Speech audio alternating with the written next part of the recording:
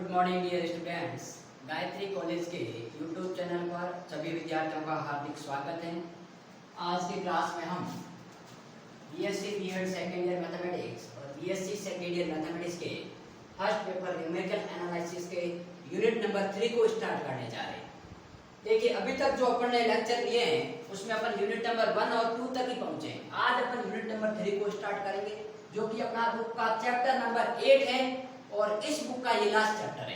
बाकी के जो 2.5 यूनिट है वो अपन नेक्स्ट बुक के अंतर्गत देखेंगे, जिसका नाम है ऑप्टिमाइजेशन टेक्निक या इष्टतमीकरण सिद्धांत। ठीक है, तो देखिए इसका नाम क्या है, इस चैप्टर के अंतर्गत अपन क्या क्या पढ़ेंगे वो थोड़ा सा आपके पास अभी तक जो अपन ने पढ़ा है उसके थोड़ा सा हटके है।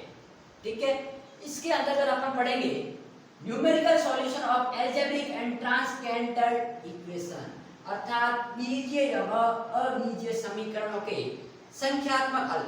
अभी तक अपन किसी भी समीकरण के हल निकालते आए हैं कि किसी भी समीकरण का हल किस प्रकार ज्ञात किया जाता है।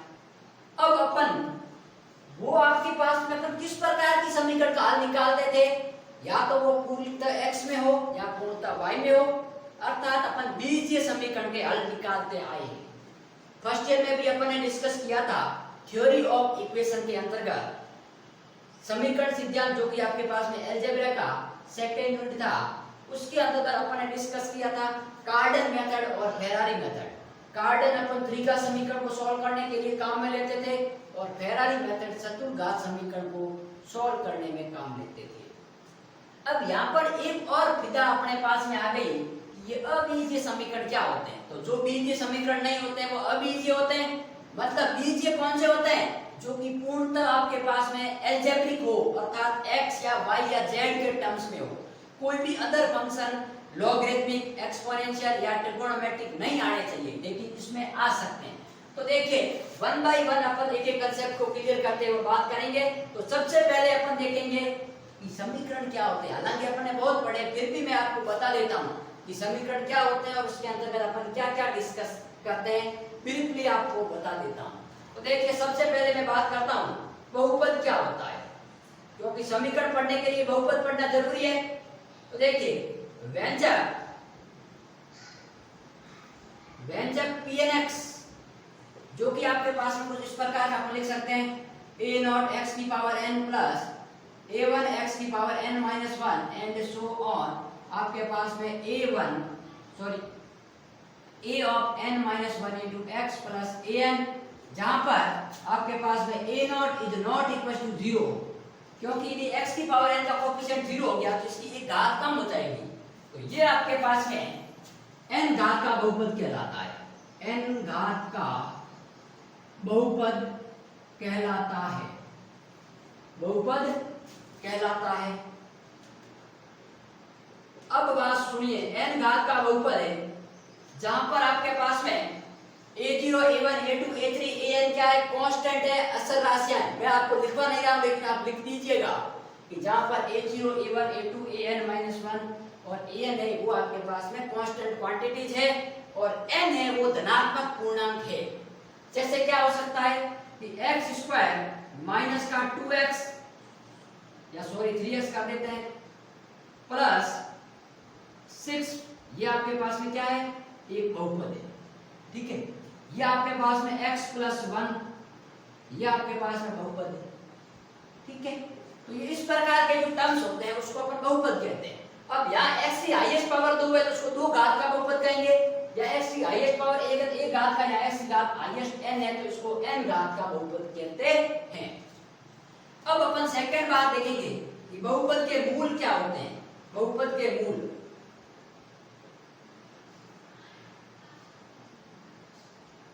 तो x के वे मान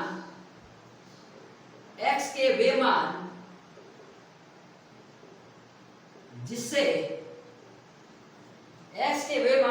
Pnx, जो अपन यूज कर रहे हैं, Pnx का मान 0 आ जाए, Pnx का मान 0 आ जाए,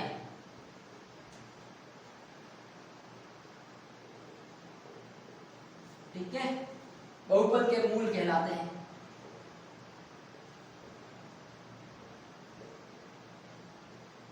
बहुपद के मूल कहलाते हैं। अब देखिए कैसे, जैसे मान लीजिए मैंने लिख दिया x प्लस 1, तो यहाँ यदि मैं x का मान -1 रखता हूं तो ये इसका मान क्या हो जाएगा, 0 हो जाएगा। ठीक है, ये आपके पास में Pn(x) बराबर ये दे रखा है। तो जब मैं x का मान -1 रखूंगा अर्थात Pn-1 का मान क्या आ रहा है, 0 आ रहा है। तो ये इसका क्या है, एक मूल है। इसी प्रकार जैसे आपके पास में Pn(x) बराबर आ गया x² माइनस का 5x प्लस 6। ठीक है, तो अब इसके मैं अंदर क्या कह सकता हूं, जब मैं आपके पास में 2 का क्या 2 मूल होंगे तो Pn2 का मान भी 0 आ रहा है और सॉरी P2 का मान और P23 का मान भी क्या आ रहा है, 0 आ रहा है। तो ये दो इसके आपके पास में क्या हो गए, मूल हो गए, x बराबर 2 एंड x बराबर 3। अरे भाई 2 का घात 4 और 10 माइनस 10 0 आ रहे हैं और 3 रखेंगे 9 और 15 माइनस 15 0 आ रहे हैं। अब मुझे बताना है समीकरण क्या होते हैं। समीकरण तो जो बहुपद है उसको यदि अपन 0 के बराबर रख दिया जाए तो ये आपके पास में इस तरह का जो टर्म होता है वो आपके पास में क्या कहलाता है, समीकरण। अब आप कहोगे कि समीकरण के मूल क्या होते हैं, तो समीकरण के मूल देखते हैं अपन। ये मैं शॉर्ट में बता रहा हूं, आपने बहुत सारे पढ़े, मैं सिर्फ और सिर्फ आपको रिकॉल करने के लिए बता रहा हूं, पूर्णतः डेफिनेशन नहीं बता रहा हूं। ठीक है, शॉर्ट में तो समीकरण के मूल क्या है, x के वे मान जिससे x के वे मान जो समीकरण Pn(x) बराबर 0 को सेटिस्फाई करते हैं, संतुष्ट करते हैं, संतुष्ट करते हैं। अब आप कहोगे सर बहुपद के मूल और समीकरण के मूल में परिवर्तन क्या है, तो इसमें तो x का अपन मान रखने पर उसका मान 0 आना चाहिए तो वो बहुपद के मूल कहलाएंगे। लेकिन समीकरण के मूल में ये नहीं है कि 0 ही आए, उसके लेफ्ट हैंड साइड में टर्म क्या है वो देखा जाता है। मतलब राइट हैंड साइड और लेफ्ट हैंड साइड जो देवर की है, अर्थात तो समीकरण x का एक तो लेफ्ट हैंड साइड एक राइट हैंड साइड, यदि x के वे मान जिससे वो दोनों टर्म बराबर आ जाए, हो सकता है राइट हैंड साइड में 0 हो सकता है राइट हैंड साइड में कुछ कांस्टेंट राशि दूसरी हो, तो यदि लेफ्ट हैंड साइड बराबर राइट हैंड साइड आ जाता है तो वो x के मान इसके मूल कहलाते हैं।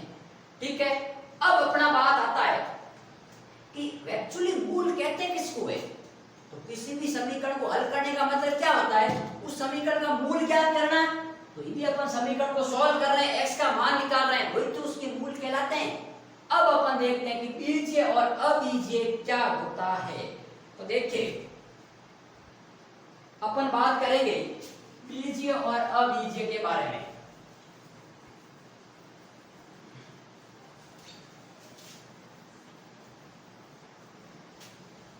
जो अपना मेन टॉपिक है उसी के ऊपर अपन डिस्कस कर रहे हैं। अब देखिए बीजीय किसको बोलते हैं और अबीजीय किसको बोलते हैं। तो सबसे पहले अपन बात करेंगे बीजीय समीकरण, क्योंकि अपन हल कैसे निकालेंगे जब अपन को पता ही नहीं है कि बीजीय समीकरण क्या होता है। तो पहले इसकी अपन डेफिनेशन देखते हैं। तो देखिए समीकरण Pn(x) बराबर 0 बीजीय समीकरण कहलाता है।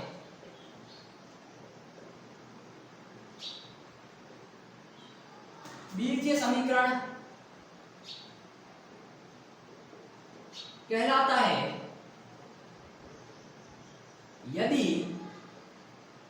Pn(x) अर्थात जो ये समीकरण की लेफ्ट हैंड साइड और राइट हैंड साइड है, इसकी जो लेफ्ट हैंड साइड है वो यदि x है तो पूर्णतः x में होना चाहिए, y है तो पूर्णतः y में होना चाहिए। मतलब अलजेब्रिक का फंक्शन हो, x y z के फंक्शन, उसमें ट्रिगोनोमेट्रिक लॉगरिथमिक फंक्शन वगैरह नहीं आने चाहिए, अगले कोई फलन नहीं आना। तो समीकरण Pn(x) बराबर 0 बीजीय समीकरण कहलाता है यदि Pn(x) x में विशुद्ध, जिसको अपन इंग्लिश में कहते हैं प्योरली, क्या बोलते हैं प्योरली, एकदम पूर्णतः x में ही हो, पूर्णतः विशुद्ध बहुपद हो। जैसे एग्जांपल के तौर पे देखा जाए, एग्जांपल के तौर पे अपन कह सकते हैं कि मान लीजिए आपके पास में Pn(x) बराबर x² माइनस 5x प्लस 6 बराबर 0।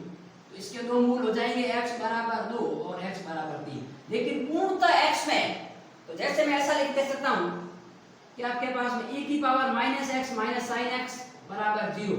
तो ये आपके पास में कीजिए नहीं है क्योंकि इसमें एक्सपोनेंशियल और ट्रिगोनोमेट्रिक फंक्शन आ गए, तो नॉट अलजेब्रिक इक्वेशन। ये आपके पास में अलजेब्रिक इक्वेशन है, ठीक है, ये अलजेब्रिक नहीं है, ध्यान रखना, नॉट। अब मैं बात करता हूं अबीजीय समीकरण। तो जब अबीजीय पढ़ूंगा तो आपके पास में देखेंगे कि क्या परिवर्तन आता है। अभी तक इस समीकरण को तो अपन पढ़ के आए, अब जो नया पढ़ेंगे वो अभी अपन यहां देखेंगे, क्योंकि यहां तक तो अपन सॉल्व करके आए। तो देखिए समीकरण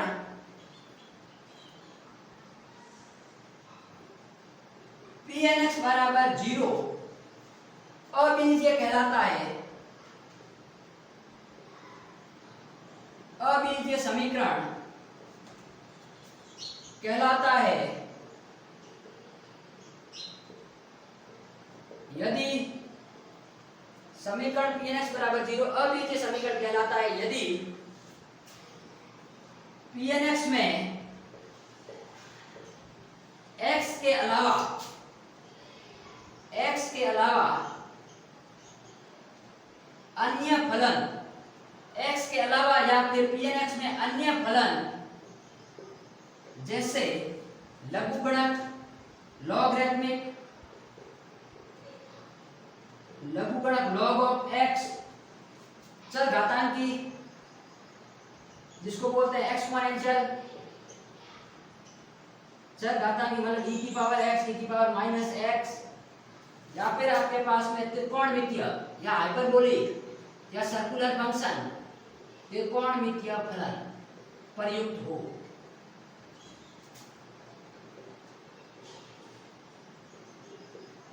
ठीक है, तो एक ऐसा समीकरण जिसमें x के साथ साथ x हो भी सकता है नहीं भी हो, लेकिन उसमें जैसे log है, e की पावर x है, e की पावर माइनस x है, या त्रिकोणमितीय फलन प्रयुक्त हो। तो एग्जांपल कैसे कि जैसे e की power minus x minus sine of x बराबर 0।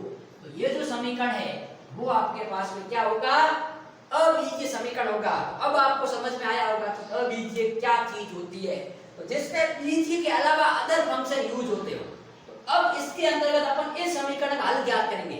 अब आप कहोगे सर ऐसी इक्वेशन को अपन ने पहले सॉल्व कर रखा है, नहीं रखा है। आपने कैसे समीकरण को सॉल्व किया है मैं बताता हूं। जैसे sin x minus cos x बराबर 0 ओनली फॉर जो पूर्णतः यदि ट्रिगोनोमेट्रिक हो तो त्रिकोणमिति के अंतर्गत अपन ने इस सरल समीकरण को सॉल्व किया। लेकिन जब साथ में एक्सपोनेंशियल आ जाए, लॉग आ जाए, तो उनको अपन ने सॉल्व नहीं किया है, तो उनको अपन यहाँ सॉल्व करेंगे।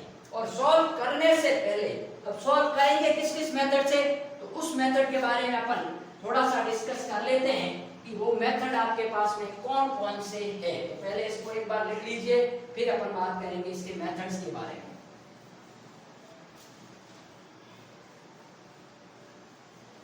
अब देखिए मैं आपको मेथड बताने से बाद में 10-15 पॉइंट ऐसे बताऊंगा जिससे आपको समीकरण को देखते ही पता चल जाएगा कि यदि किसी समीकरण के 3 मूल है और उसमें से 2 मूल अपन को पता है, तो तीसरा मूल हो सकता है वो समीकरण के अंदर आ रहा हो बीच में, या बाहर आ रहा हो, या फिर इसमें कितने पॉजिटिव रूल होंगे, कितने नेगेटिव होंगे।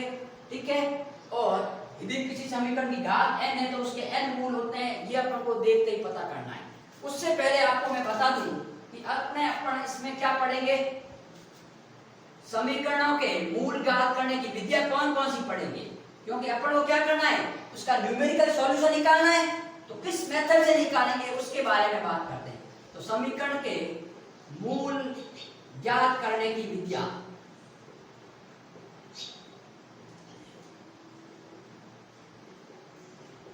Methods for finding the roots of an equation. ठीक है, इसके अंतर्गत अपन 5 मेथड पढ़ेंगे। देखिए फर्स्ट मेथड पढ़ेंगे अपन लेखा चित्र विधि।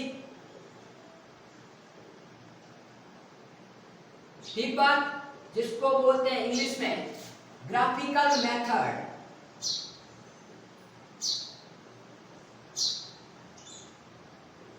एक एक सबको 1 बाय 1 में आपको डीपली समझाऊंगा। दूसरा अपन कहेंगे कि द्विविभाजन विधि,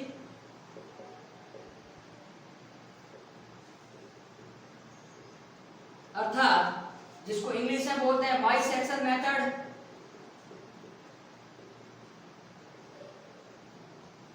और तीसरा मैं पढ़ाऊंगा आपको मिथ्या स्थिति विधि,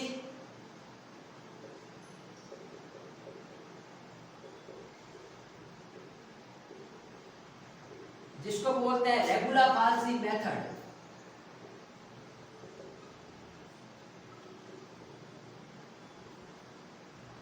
चौथा अपना रहेगा आपके पास में इटरेटिव मेथड, पुनरावृत्ति विधि,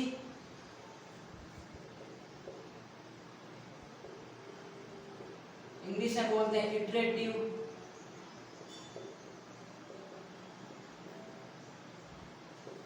और लास्ट अपना रहेगा फिफ्थ नंबर, वो रहेगा आपके पास में न्यूटन रैप्सन मेथड।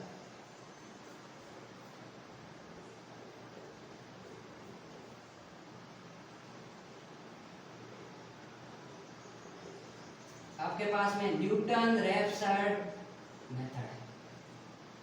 अब यहाँ पर इस 5 मेथड को अपन 1 बाय 1 डिस्कस करेंगे और ध्यान रखेंगे कि इसमें क्या प्रोसीजर रहेगा। तो शॉर्ट में बता देता हूँ कि समीकरण के वास्तविक मूल अपन ज्ञात करने से पहले अपन क्या करेंगे, बार बार पुनरावृत्ति मेथड लगाएंगे, इटरेशन लगाएंगे, अप्रोक्सीमेशन, और देखेंगे कि जो अपन जैसे जैसे अप्रोक्सीमेट लगा रहे हैं वो वैल्यू आपके पास में वास्तविक मान के निकट जा रही है तो अपन कहेंगे कि इसके मूल है वो अभिसरण की तरफ बढ़ रहे हैं, और यदि दूर जा रही है तो अपन कहेंगे अपसरण की तरफ बढ़ रहे हैं।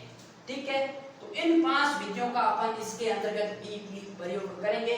लेकिन ध्यान रखना जो अपन यूनिवर्सिटी में सिलेबस में है वो आपके पास इस पेपर में, हालांकि बुक में 5 मेथड है, लेकिन अपने सिलेबस में यूनिवर्सिटी के ये 3 ही आपके पास में सिलेबस में है, बाइसेक्शन मेथड और ग्राफिकल मेथड नहीं है। फिर भी मैं थोड़ा बहुत आपको समझा दूंगा, लेकिन अपना क्वेश्चन इसमें से फिक्स आना है। क्यों आना है? क्योंकि देखिए ये चैप्टर पूरी आधी यूनिट को कवर करता है, आधी यूनिट डिफरेंशियल इक्वेशन की है, तो बड़ी सिंपल यूनिट है। इसमें से 2 क्वेश्चन, एक 10 नंबर का और एक 4.5 नंबर का फिक्स आना है। ठीक है, तो इतना अपन ध्यान से पढ़ेंगे कि एक एक कंसेप्ट को क्लियर करते हुए चलेंगे। तो कल के अपन लेक्चर नंबर 2 में इसके पहले तो मैं समीकरण को हल करने के उसके कुछ गुणधर्म बताऊंगा और फिर अपन 1 बाय 1 मेथड को स्टार्ट करेंगे।